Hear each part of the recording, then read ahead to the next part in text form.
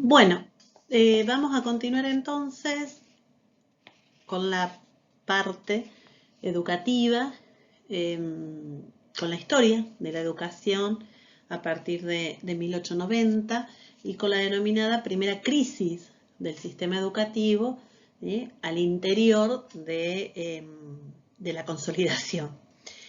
Para empezar, hay una pregunta que se hace Adriana Puigros, que es interesante que nos hagamos, que dice, ¿por qué las capas medias habrían defendido la escuela mitrista como modelo curricular y también como modelo político, al mismo tiempo que desde el movimiento reformista luchaban por la imposición de una política académica y una pedagogía que resultaron vanguardistas de la modernidad democrática?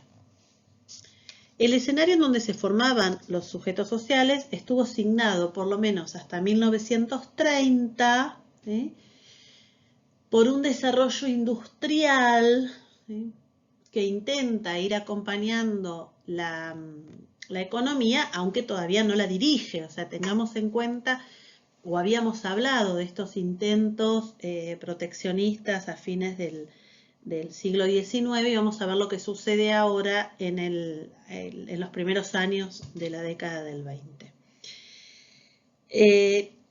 Y como un apartado, decir que la creación de las escuelas intermedias y las escuelas de artes y oficios para Tedesco estuvo vinculada con la necesidad de personal capacitado para insertarse en el proceso de sustitución de importaciones, producto de la Primera Guerra Mundial, y por los cambios políticos que se habían operado y que nosotros vimos en el video anterior. Ahora vamos a ir con esto. En este contexto, entonces, podría afirmarse que la crisis de 1890, la crisis política y económica, desde el punto educativo, también tiene su propia crisis. Ante esto, un sector de la oligarquía concibió como solución a esta crisis y a que empiezan a pensar en algunas diferencias en cuanto al modelo económico, la diversificación. Ven como la solución a esta crisis del aspecto educativo, en el aspecto educativo va a ser la diversificación, sobre todo de la enseñanza media, hacia modalidades técnicas que lo que va a tener como objetivo es apartar a un sector de la población de la escuela media, ¿sí? que existía hasta ese momento, ¿no? Esta escuela media que formaba la futura clase política, la futura clase dirigente, ¿no? De alguna manera pensar que la élite pretendía alejar a una gran masa de la población de aquellos lugares hasta donde ahora solo ellos, digamos, esta élite y los hijos de la élite tenían posibilidad de estar, ¿no? De integrar. Ante eso, nosotros vamos a hablar que al interior de esta crisis del sistema educativo tenemos entonces, por un lado, la diversificación de la enseñanza media con la creación de dos instituciones, la Escuela Nacional de Comercio, Carlos Pellegrini, y el Colegio Industrial Otto Krause. Y por el otro lado, las primeras respuestas a la crisis del sistema educativo con el proyecto de reforma Magnasco y el proyecto de ley Saavedra Lamas, ¿no? Eso serían como la diversificación por un lado y las respuestas a la crisis del sistema de instrucción pública. En el caso de la diversificación, se crean inmediatamente las primeras escuelas comerciales y técnicas, tanto en Buenos Aires como en Rosario. En Buenos Aires se crea la Escuela Industrial Otto Krause en 1898 y se crea la Escuela de Comercio Carlos Pellegrini en 1890, ¿sí? Como una forma, dijimos, de diversificación del nivel medio. Respondía entonces a la necesidad urgente de formar jóvenes jóvenes profesionales especializados en el área administrativa contable, en el caso de la escuela Carlos Pellegrini, para desempeñarse en las numerosas empresas que se iban a ir estableciendo en el país por impulso de una profunda transformación económica y que iba a culminar de alguna manera con la crisis. Ahora lo vamos a ver. Y en el caso de la Escuela Industrial Otto Krause, que se crea en 1898 en Capital Federal, donde se van a empezar a enseñar las siguientes especialidades como mecánica, electromecánica, química, maestro mayor de obras. A esto le va a seguir en 1910 la creación de las escuelas de artes y oficio, me escucharon al inicio de esta clase nombrarlas, que tenían un nivel elemental y estaban destinadas a capacitar obreros, no técnicos, obreros, acá va a ser una distinción, y vamos a tener dentro de las escuelas técnicas, después las vamos a retomar, ¿no? Pero dentro de las escuelas técnicas, en 1913 se aprueba el reglamento de las escuelas industriales en la nación. Entonces, dicho esto, tenemos la diversificación con la creación de estas dos instituciones y como respuesta a la crisis, la reforma de Magnasco, la reforma de Osvaldo Magnasco.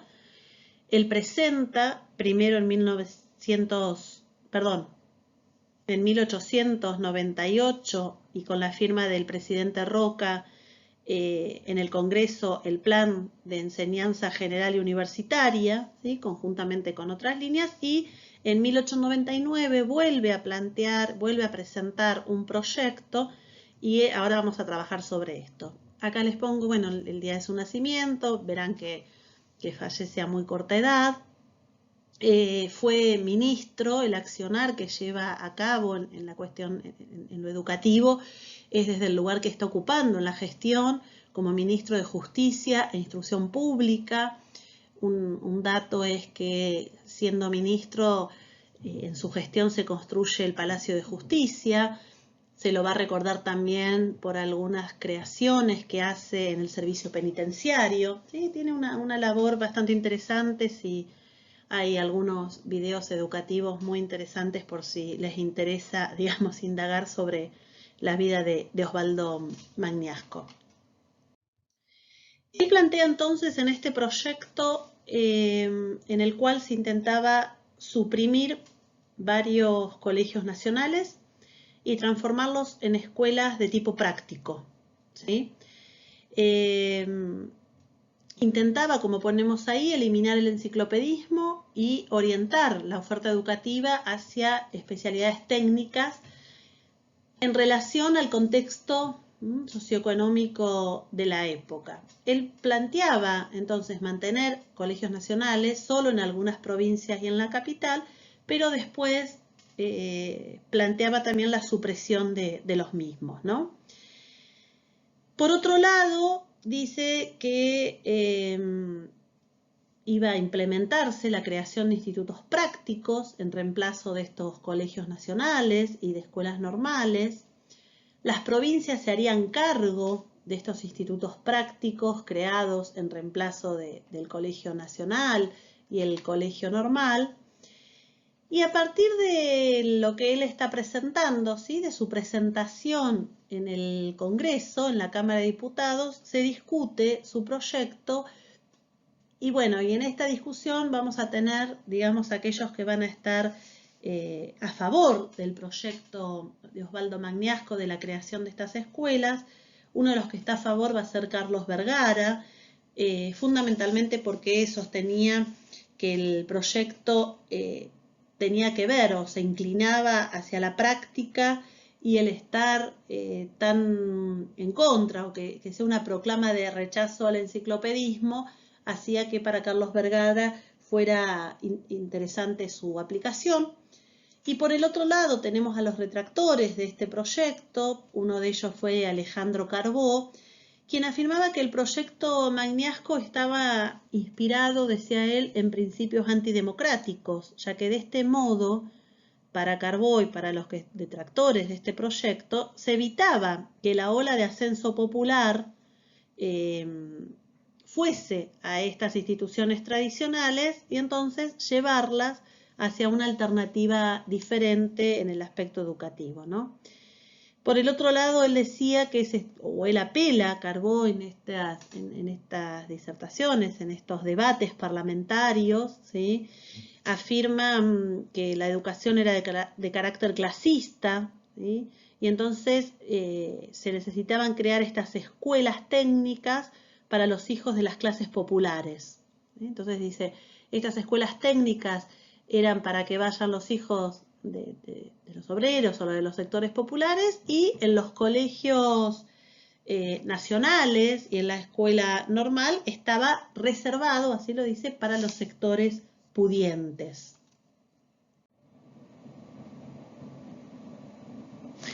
Algunos autores plantean que este plan de enseñanza general y universitaria que había presentado Magnasco proponía entonces reformar la estructura académica de la escuela primaria y de la escuela media para hacerlas menos doctrinarias y más productivas.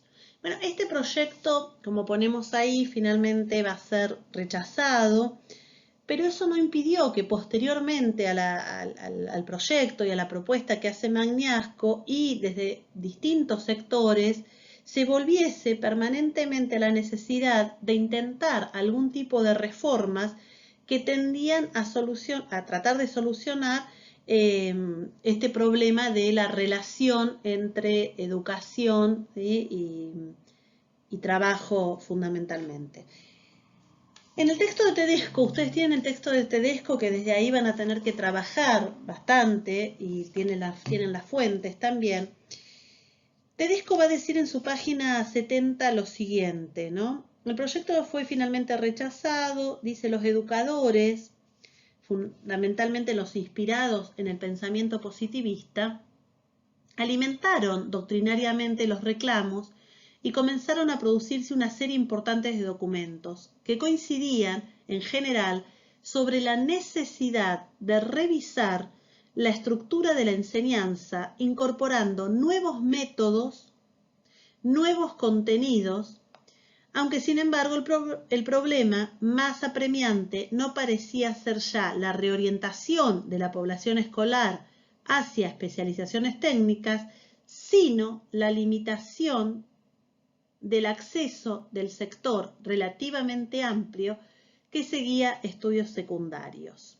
A pesar de lo exiguo que resultaba numéricamente el grupo que efectivamente terminaba el ciclo medio y aspiraba al ciclo superior, la presencia de estudiantes provenientes de clases medias o de inmigrantes prósperos comenzaban a perturbar el tradicional monopolio que hasta ese momento habían sostenido, ¿sí? La clase alta tradicional o la élite, digamos, oligárquica que decíamos en el video anterior. De ahí que con posterioridad al rechazo del proyecto Magnasco se pone el acento en la elaboración de reformas tendientes a crear un sector dentro de la enseñanza media especializada y en preparar a los aspirantes a la universidad. Después de que Magnasco se aleja, ¿sí? del ministerio, asume el ministerio Joaquín B. González y él desde el ministerio plantea y propone dos formas de enseñanza de la educación media. Dice, la educación media podía estar, digamos, como tener dos formas de enseñanza o de acceso a la enseñanza. Por un lado, una que tenía que ver con una enseñanza más especializada y utilitaria, destinada a aquellos que no debían aspirar a integrar la élite dirigente, ¿sí? Por lo tanto, dice, aquellos que no querían aspirar a la élite dirigente, por lo tanto no iban a aspirar a las universidades, podían, ¿sí? Estar en estas escuelas que él le dice escuelas modernas. Y por el otro lado, la élite, que iba a ser una élite pensada en relación a ocupar puestos en el sector político, debía continuar en los colegios nacionales para después así poder acceder a los estudios universitarios. De este modo, el objetivo entonces era desviar a los sectores que recientemente se habían incorporado a la escena política, dijimos en otro video, sectores medios y sectores inmigrantes, al sistema educativo hacia otras alternativas, ¿no? Hacia alternativas distintas, de tal manera que estos estudios clásicos del sistema de instrucción pública estatal, clásico que ustedes trabajaron y que ustedes vieron, solo quedara en manos de esta élite tradicional. Durante este tiempo, ¿sí?, también se crean las escuelas de artes y oficios, ¿sí?, anexas a los colegios nacionales, bajo la misma dirección de los colegios nacionales. Decíamos que las ramas de enseñanza de estas escuelas de artes y oficios serían las que tengan aplicación a las industrias existentes en la zona de funcionamiento de la escuela. Y la propuesta, como habíamos dicho, que estos institutos prácticos pasaran a depender de la provincia. Podemos decir entonces, para cerrar esta primera parte, que desde finales del siglo XIX la escuela primaria de la Ley 1420 y la escuela media fueron objeto de numerosos cuestionamientos. Las voces que proponían introducir reformas al sistema provenían de distintas posiciones políticos-pedagógicas y tuvieron diferentes alcances. Estas reformas, además diferentes en cuanto al nivel de concreción, las tenemos, por ejemplo, con Magnasco, ¿sí?, que nunca superó su tratamiento parlamentario, o sea, no se transforma en ley, quedaron en un proyecto presentado. La emprendida por Carlos Vergara en la Escuela Normal de Mercedes, entre 1887 y 1890, que no alcanzó a trascender el nivel de la microexperiencia, hasta poder llegar luego, sí, a la reforma Saavedra Lamas, que tiene un alcance nacional y que solo se implementó durante algunos años. Ustedes van a leer entonces en las fuentes el proyecto de ley. Fíjense que una de las claves que se propone, y lo tienen acá en la fuente, es armonizar paulatinamente el régimen de la educación y el de la constitución política, entregando a cada provincia la administración de la enseñanza. Segundo, integrar esa misma instrucción, subsanando las graves deficiencias que hoy estaba presentando el sistema. Como les dije recién, anexar a los colegios nacionales y bajo su misma dirección las escuelas elementales de artes y oficio, y ahí las NOM, digamos, les pone cuál es la caracterización de estas escuelas de artes y oficios.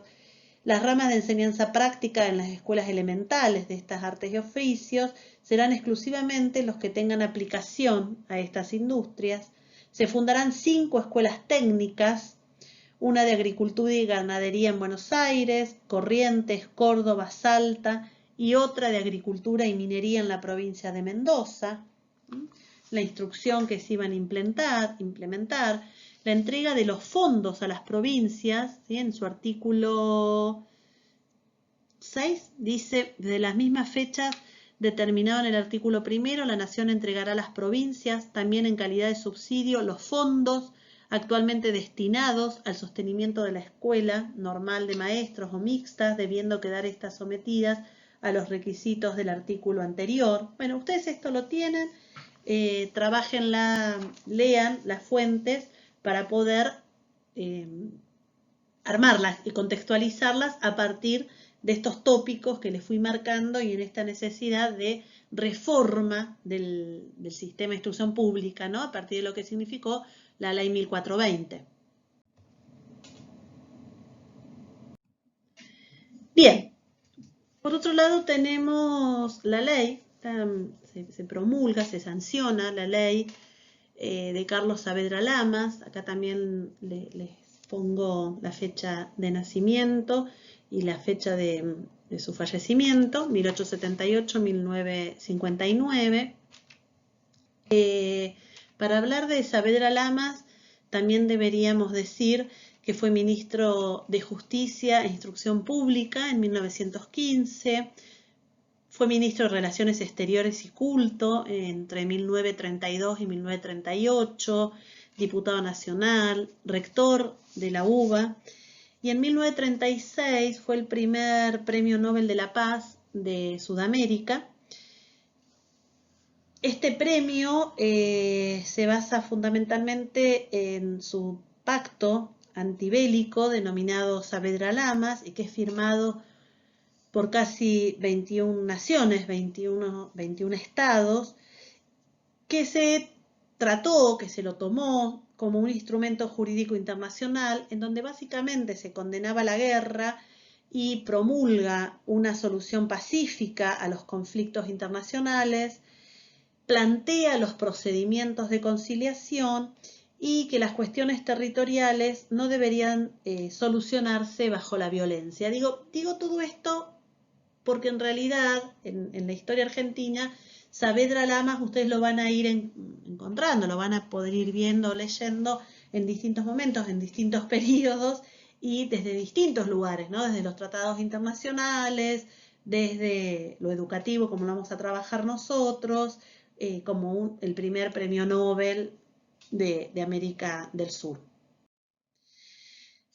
¿Qué pasa y en qué se basa este proyecto de Saavedra Lamas? A mí el proyecto Saavedra Lamas, cada vez que lo trabajamos, ustedes también lo tienen en las fuentes, y siempre me gusta empezar la clase de Saavedra Lamas leyendo los considerandos del proyecto, que ustedes lo tienen. El primer considerando dice que la enseñanza secundaria no está correlacionada con la primaria y no prepara de manera eficiente para la vida ni para el ingreso a las escuelas especiales y a las universidades, porque su estructura se ha mantenido invariable. No obstante, la evolución, dice, por la que ha pasado nuestro país y el progreso de los acontecimientos, que en vez de preocuparse exclusivamente de la reforma de los planes de enseñanza, es preciso resolver la cuestión fundamental, modificando nuestro sistema vigente de educación, que no atiende a las necesidades intelectuales de toda la población escolar según su edad, situación social y tendencia.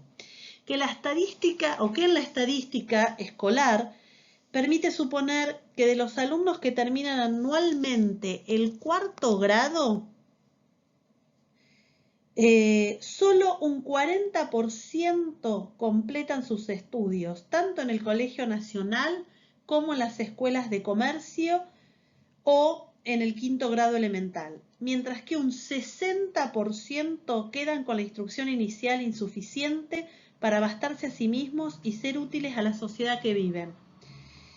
Que si al pasar de la enseñanza primaria a la secundaria queda eliminado de los beneficios de la instrucción un alto porcentaje de alumnos, que se aumenta en un 20% en los colegios nacionales, el Estado no llena recibir en nuestros institutos de educación general y no le otorgan sino a la minoría de una población estudiantil. Bueno, es largo. Dice que para llenar estos propósitos, fundamentalmente, siguiendo el ejemplo de Estados Unidos, Francia y Alemania y también Inglaterra, se debe establecer una escuela intermedia que además de la preparación general, reemplace el examen de ingreso a los colegios nacionales, una enseñanza técnica y esencialmente práctica de acuerdo con el desarrollo económico e industrial del país, en cuya capital no funciona aún con carácter oficial ninguna escuela profesional para varones en el grado de instrucción correspondiente. Bueno, es muy largo, que el propósito de la enseñanza no es transmitir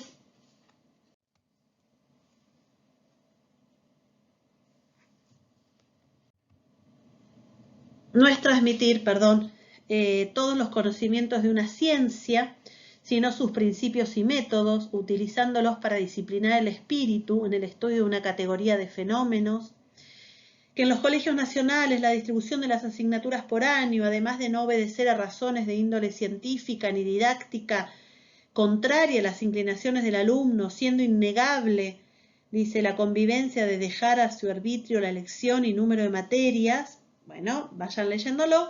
El presidente de la Nación decreta, ¿sí? Bueno, el presidente en este momento en que Saavedra Lamas presenta el proyecto y luego se sanciona como ley, va a ser Victorino de la Plaza, ¿sí? Va a estar como presidente.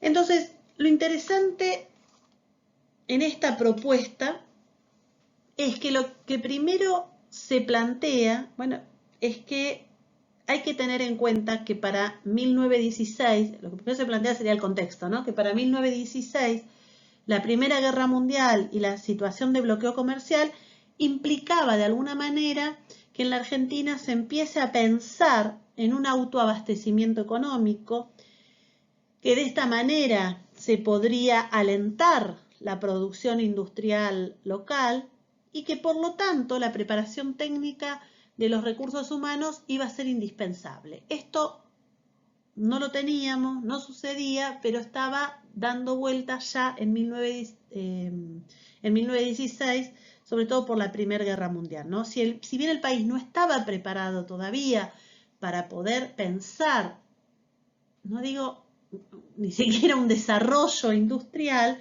empiezan a surgir incipientes proyectos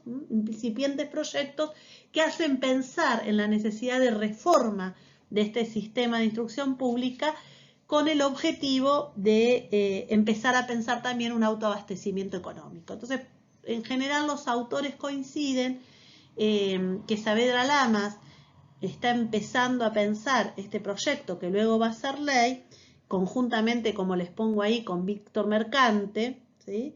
Y que se lo presenta al presidente de ese momento.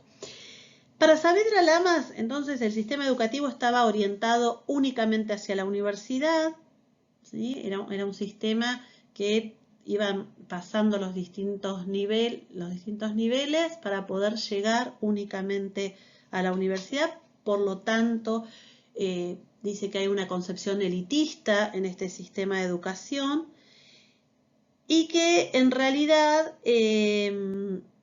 para algunos esta propuesta de Saavedra Lamas se podía pensar como una limitante para que todos accedan a la universidad.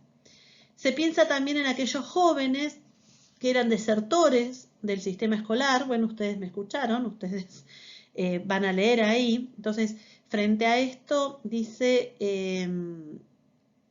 se piensa, si bien aquellos jóvenes que son desertores del sistema escolar y que constituyen para Saavedra Lamas una masa disponible políticamente y que, según él, estaba siendo cooptada por Irigoyen, la reforma lo que intentaba era, si no podía terminar esa escuela media, orientar el estudio hacia actividades manuales que de alguna manera lo alejaran, dice él, de esta necesidad del favor político y que este grupo político, que este sector político que se estaba conformando a partir del irigoyenismo, no los iba a convertir en una clientela política. Por lo tanto, lo que él plantea son las denominadas escuelas intermedias. Estas escuelas intermedias, como lo digo ahí, es una escuela que está entre la primaria y la secundaria, cubre 4 años, comprende 2 núcleos de asignatura, por un lado la enseñanza general y por el otro lado la enseñanza profesional y técnica. Estas escuelas intermedias iban a funcionar, dice, en los colegios nacionales, en las escuelas normales, en las industriales o en las escuelas comerciales, bajo la dirección del vicerrector de estos establecimientos.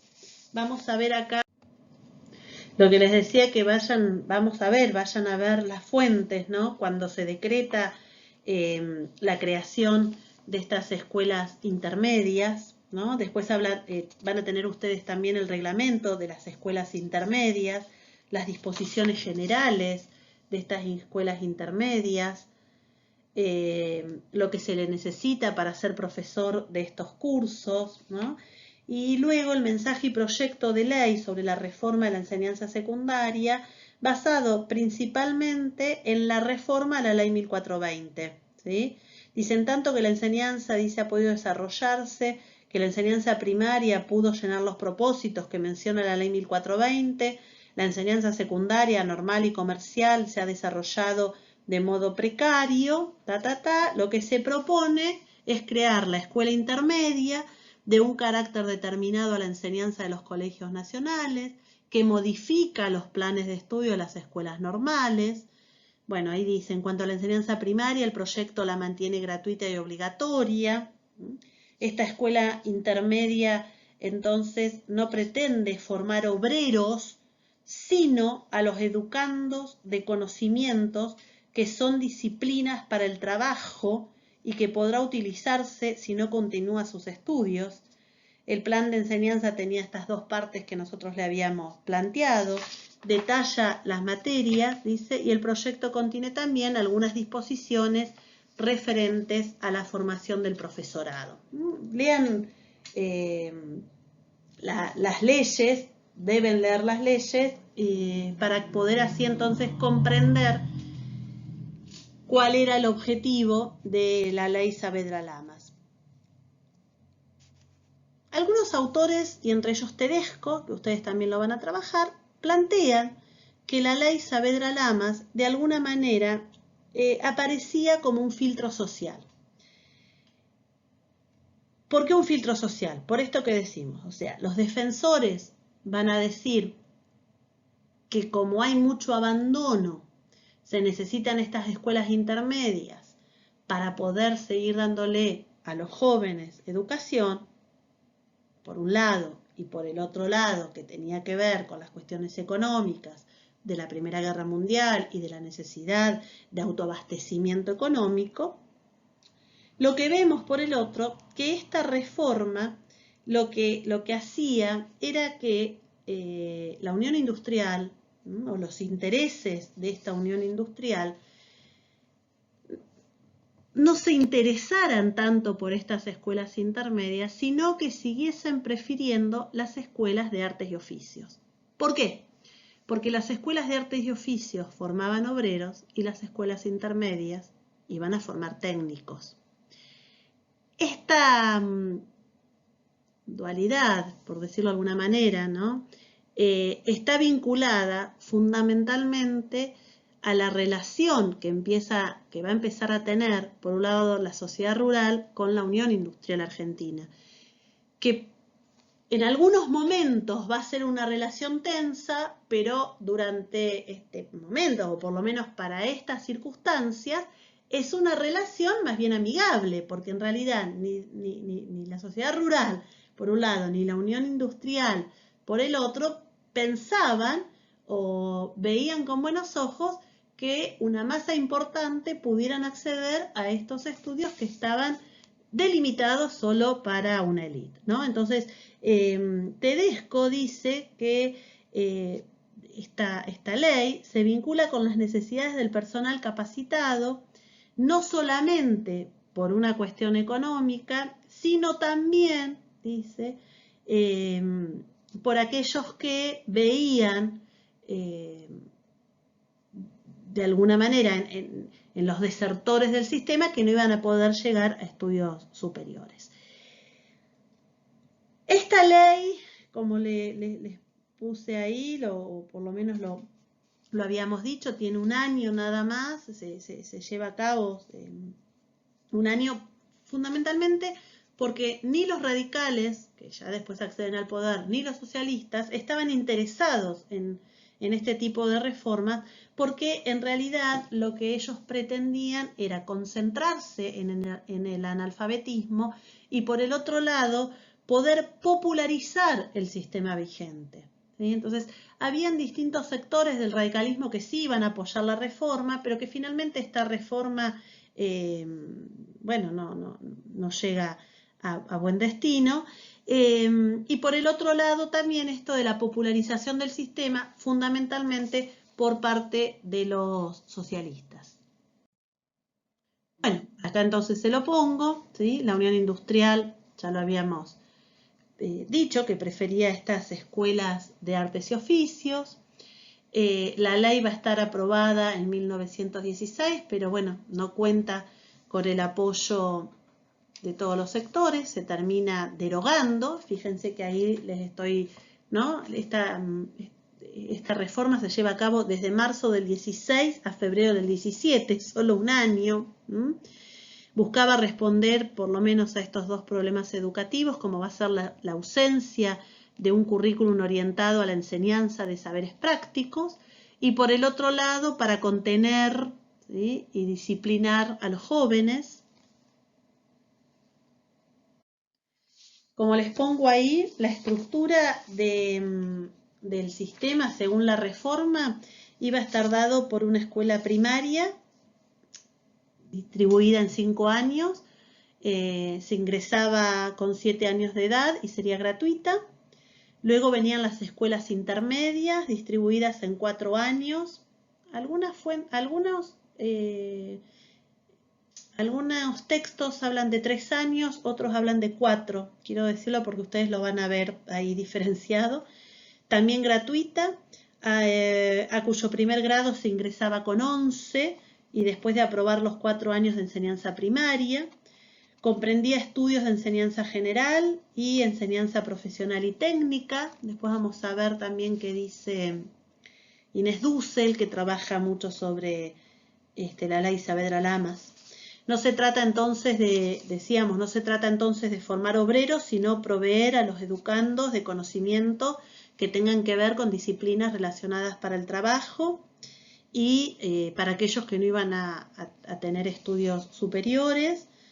Estas escuelas, las intermedias, ¿no?, las de segundo nivel, funcionarían, como dijimos, en estos colegios nacionales, en las escuelas de comercio, industriales, en las escuelas normal, o en la escuela normal.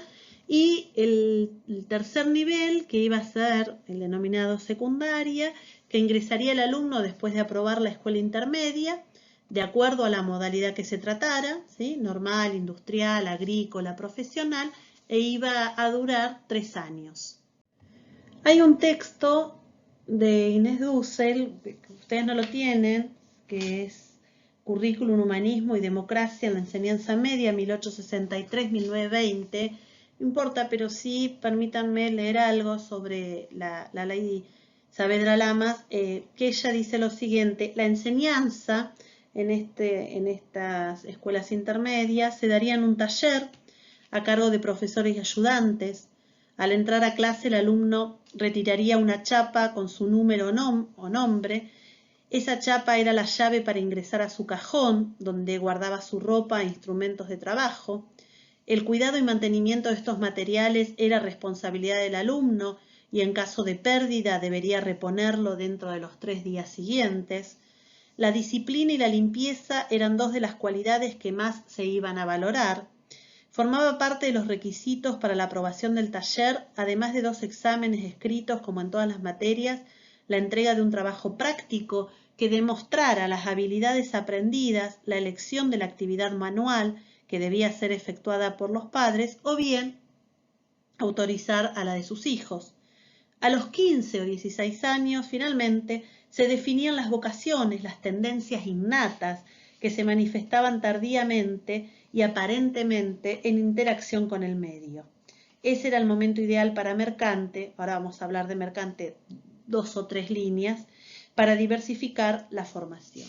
Y termina el capítulo sobre la ley Saavedra Lamas, dice: en relación entonces al currículum de la escuela media, el legado, o sea, que nos dejó la reforma Saavedra Lamas, es contradictorio. La inclusión del trabajo y del manejo de las tecnologías parecía una ampliación democrática del currículum secundario, pero inscripto como estaba en un dualismo cuerpo-mente, la actividad manual estaba más asimilada a una habilidad motriz que a una reconceptualización global de la separación entre trabajo intelectual y trabajo manual. Este último argumento parecía más acertado si se analizaban las pocas modificaciones que después le realiza la ley Mercante, Víctor Mercante.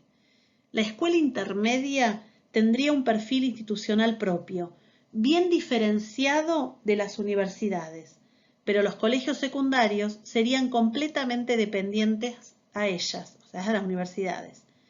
A contrapelo de esta diferenciación, los regían los mismos reglamentos y compartían el mismo personal docente en el mismo establecimiento. Es difícil imaginar cuáles hubieran sido las consecuencias de esta estructura educativa más allá de la voluntad de quienes las pensaron y además por el poco tiempo, digamos, que se llevaron a la práctica. Quizás la incorporación de la tecnología no hubiera podido ser limitada a la acción motriz, extendiendo cuestionamientos a otra asignatura. Quizás estos nuevos sujetos, que entraban por primera vez a una escuela media, hubieran continuado los 3 años restantes en el mismo establecimiento, como para ir luego a la universidad, ¿no es cierto? La trascendencia luego quedó restringida a las aristas más reduccionistas, bueno, de clasificación de los sujetos, etc. 2 o 3 cuestiones sobre Víctor Mercante que me parecen importantes que podamos mencionar. Se lo reconoce a Víctor Mercante por su pedagogía basada en la psicología, pero a la vez Víctor Mercante era heredero del positivismo, ¿no? Trabaja junto a Saavedra Lamas en esta ley. Para Mercante, la reforma Saavedra Lamas, como les pongo ahí, ofrecía 3 ventajas. Primero, completaba una educación común, brindando una cultura técnica que integrara la enseñanza y completara la educación del hombre y de esta manera sí tener una función social determinada. Para los niños humildes suponía una mayor escolaridad porque iban a poder lograr más años de escolaridad. Para los niños de origen social medio y alto también suponía, dice, mayor escolaridad porque el joven necesitaba de la cultura práctica, ¿sí? Frente, dice, al excesivo teoricismo del Colegio Nacional. Inés Dussel también va a trabajar la pedagogía de Mercante en relación, fundamentalmente en relación a esta pedagogía que ella denomina pedagogía psicológica de Mercante, ¿no? Y dice que para ella Mercante hizo un gran esfuerzo por desplegar la multiplicidad de operaciones específicas que el sujeto ponía en juego en su aprendizaje. El innatismo de Mercante no era igual a considerar que la psicología se explicase solamente en clave biológica, tomando sus herramientas y trataba de interpretarlos desde un dominio más autónomo tanto del niño como del joven. Ella lo va a ir, pero sobre todo poniendo el acento, como digo, en esta pedagogía psicológica de Mercante.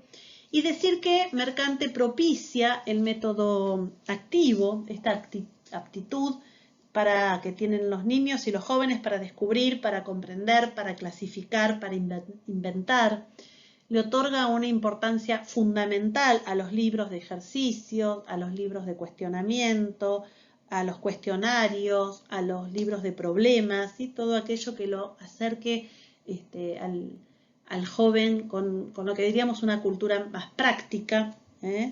Esta nueva pedagogía además proponía una preparación científica y diferenciada del maestro, le da importancia a las salas y a los laboratorios, a los dibujos, a los esquemas, a la sinopsis como recurso, digamos, estas reformas que después nosotros vamos a ver en Irigoyen cómo se siguen dando, ¿sí? Nosotros acá lo cortamos, pero digo, lo cortamos para esta unidad, pero después lo vamos a ir viendo cómo en el irigoyenismo también se empiezan a plantear estas reformas al interior del sistema. Y finalmente hablar en este periodo de la ley Laínez. ¿Qué fue la ley Laínez? ¿Qué significó la ley Laínez? La ley Laínez es la ley 4874. Es una ley que se promulga, se sanciona en 1905 y es la que establece escuelas elementales, infantiles, mixtas y rurales en las provincias que lo soliciten, en el que se dará el mínimo de enseñanza establecida por el artículo 12 de la Ley 1420. Ustedes recuerden, que seguramente ya lo trabajaron, que la Ley 1420, sancionada en 1884, fue una ley, como les pongo acá, de jurisdicción nacional. ¿Y quiénes y a dónde llegó esta ley? Fue a las escuelas nacionales que se encontraban en la capital federal y en los territorios nacionales. ¿Sí? La Ley 1420, el alcance de la Ley 1420 es capital federal y territorios nacionales. A partir de la Ley Laínez, la Ley 1420 se aplica también en las escuelas nacionales que creen en las provincias. Algunas cuestiones de esta Ley Laínez que me interesaría decir para después finalizar con un cuadro de situación. Primero, qué significa la entrada de la educación laica a las provincias, que va a establecer un currículum uniforme para todo el país, ¿sí? Dejando de lado las características regionales. Fue pensada para que se estableciese en zonas rurales, pero termina estableciéndose en el ámbito urbano. Y se inicia una competencia, por decirlo de alguna manera, entre las escuelas nacionales y las escuelas provinciales. En esta competencia las escuelas nacionales se van a imponer, los docentes prefieren estar en estas escuelas ya que los sueldos eran más altos de aquellos docentes que trabajaban en las escuelas de las provincias, se pagaba con mayor regularidad, estaban amparados por la ley en cuanto al régimen de jubilaciones y también, dice, los padres preferían que sus hijos fueran a estas escuelas nacionales porque el personal era más idóneo. Por supuesto, va a estar presente en esta ley los principios de laicidad y alfabetización masiva. La ley 4874, la ley Laínez, dio nuevos aires, nuevos bríos, como dice Pablo Pinó, al proyecto escolarizador y a la lucha contra el analfabetismo, a la vez que dificultó la propuesta regional y federalista, ya que era una propuesta muy centralizada, ¿sí? Y en relación constante con los sistemas educativos provinciales. Dos citas entonces para que pensemos. Dice, quizás sirva entonces pensar el tema, pensar la ley Laínez, como un analizador del lugar que el Estado Nacional ocupó en la provisión de educación en nuestra historia. El proyecto surgió en el contexto de la República Conservadora, producto de un Estado Nacional de fuerte presencia en todo el país, en el contexto de la organización de la educación popular, integrada a la organización de los Estados Nacionales. Esto lo dice Braslavsky. Estaba atravesado entonces por las tensiones entre federalismo y centralismo, y puede ser considerada la ley Laínez como uno de los principales avances de la conformación del Estado Nacional sobre las provincias en el terreno educativo. Esto lo dice Pinó en el año 2005, ¿sí? Al cumplirse los 100 años de la ley Laínez. Pinó dice entonces, de a poco se produce una nacionalización, de hecho, de la escuela primaria, ya que hasta avanzado el siglo XX, en muchas jurisdicciones, la cantidad de escuelas nacionales superaba a las provinciales. Fíjense, esto después lo van quizás a volver a ver cuando veamos el 30, pero si no, piénsenlo, miren el tipo de escuelas que habían en 1936, ¿no? Cómo costó llevar a las provincias la ley 1420 a través de la ley Laínez. En donde mayor se ve, por ejemplo, es en Salta, es en Santiago del Estero. Bueno, en Entre Ríos prevalece la escuela provincial, en Corrientes sí, Córdoba prevalecen las escuelas provinciales, en Buenos Aires. Fíjense desde que se sanciona en 1905 hasta 1936, cómo fue costando que aquellas provincias que lo solicitasen, ¿sí?, iba a llegar la ley 1420 a través de estas escuelas nacionales, a través de esta ley Laínez. Bien, seguimos entonces en el próximo video, a partir de la unidad 5, con el ascenso de Irigoyen al poder.